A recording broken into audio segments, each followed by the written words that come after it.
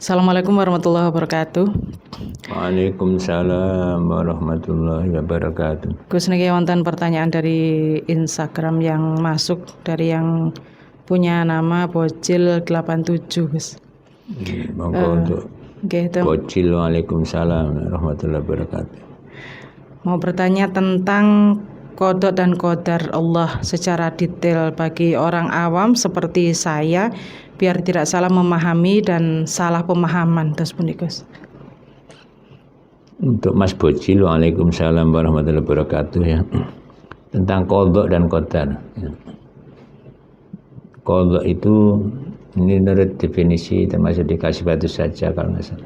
Memang ada perbedaan pendapat tentang definisi qada dan qadar. Tapi salah satu yang disebutkan di kitab kasih batu saja, insya Allah qada itu ya, ketetapan Allah pada zaman azali, zaman sebelum lahir. Jadi sebelum makhluk Allah lahir sudah dibuat ketetapan. Umpama pabrik itu sudah buat prototipnya mobil ya. Sebelum diproduksi itu ada gambarnya, ada prototipnya ya, ada blueprintnya ya. Itu namanya qada. Kalau kita itu ya rencana Allah yang sudah ditetapkan. Ya, misalkan Ahmad ini akan lahir hari Senin ya, orangnya cerdas, kuning, mako ya, itu sudah ada kodoknya ya. Ya. Jadi ketetapan Allah sebelumnya. Lah qadar itu ketentuan Allah setelah lahir.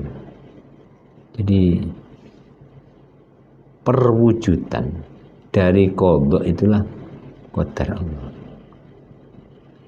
Ya biasanya sih mesti qadar itu sesuai dengan qada. Tapi tidak semuanya. Misalkan tadi takdirnya qadanya kuning ya.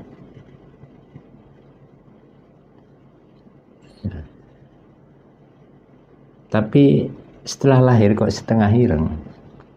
Gosong-gosong misalnya. Nah, itu mungkin qadarnya memang setengah gosong. Kenapa? Qadanya kuning, tapi kakek pijet. Terus anaknya gosong-gosong karena kakek dipijet. Ya. Itu bisa. Ya. Jadi qadar itu ketetapan Allah setelah lahir. Jadi perwujudan dari qada itu namanya qadar. Nah, cuma orang bisa nyebut takdir. Ya. Ya, sebenarnya kalau dalam tauhid ya dibagi dua ini, ada qada, ada qadar. Ada takdir yang mubrom, takdir yang ghairu mubrom. Takdir yang sudah paten itu yang nggak bisa diubah seperti kematian. Takdir yang ghairu mubrom yang tidak paten, takdir yang bergantung pada usaha kita. Contohnya kalau ingin anaknya kuning, ya makan apel ketika hamil itu bisa bersih. Bersih itu namanya berusaha.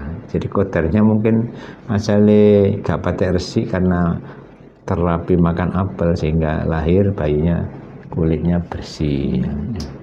Itu namanya qadar ya. Qada berbeda dengan qadar karena ada usaha tadi.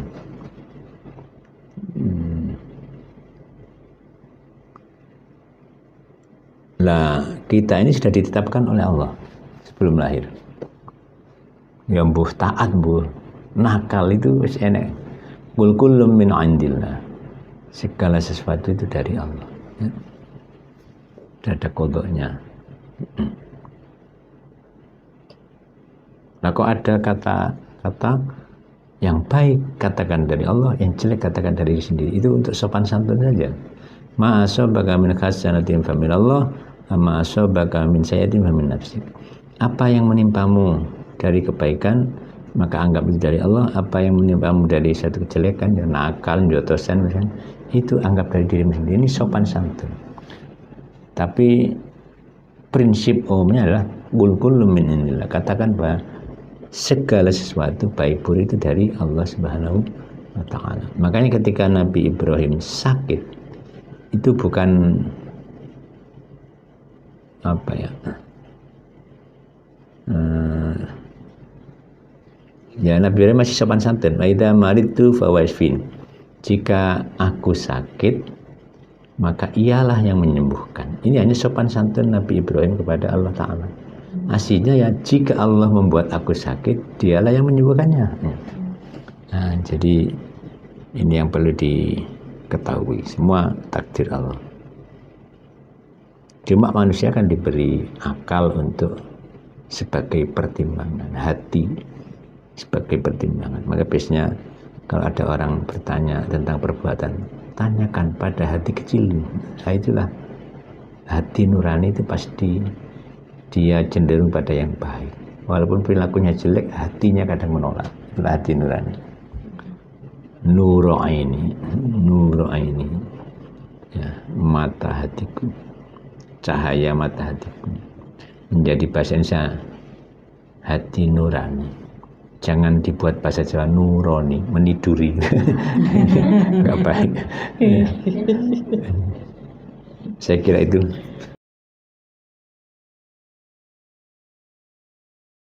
Pertanyaan dari Holy Fatur. Assalamualaikum warahmatullahi wabarakatuh. Waalaikumsalam warahmatullahi wabarakatuh. Tadi saya lihat dawuh Gus Jamil tentang puasa Rajab, apakah harus 27 hari? Nah, saya mau tanya, apakah puasa Rajab itu terhitung 27 hari atau 30 hari seperti bulan-bulan lainnya, Gus? Untuk puasa bulan Rajab itu tidak wajib, tapi sunnah. Rasulullah kan menganjurkan puasa di bulan-bulan Muharram, di bulan-bulan hurum, ya, bulan-bulan yang mulia, yang haram melakukan dosa besar, tambah gede dosanya. Itu salah satunya adalah Dzulqa'dah, Dzulhijjah, Muharram, Rajab, ya. Nah, disunahkan berpuasa. Apa harus 27? Ya enggak, puasa berapa hari pun boleh. Adapun hitungan bulannya enggak mestilah. Jadi bulan itu kalau Rasulullah asyhru hakadha. Jadi Rasulullah itu pernah bilang asyhru hakadha. Artinya ketika bilang hakadha, beliau membuka seluruh jarinya, 10 jari. Kadang ya hakadha yang kedua beliau menekuk jempolannya, ibu jarinya itu. Menunjukkan bahwa bulan itu kadang 29, kadang 30. Jadi nggak mesti bulan itu. Ya, nggak ada bulan 27. Dalam bulan Hijriah yang ada 29 atau 30. Tidak ada 28, tidak ada 31. Yang ada 29 atau 30. Kalau bulan Masehi, Januari, Februari dan seterusnya, itu ada 31, ada 30, bahkan ada 28 untuk Januari. Untuk Februari.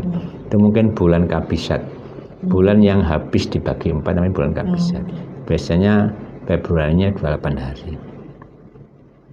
Jadi sekali lagi hitungan bulan itu tidak mesti.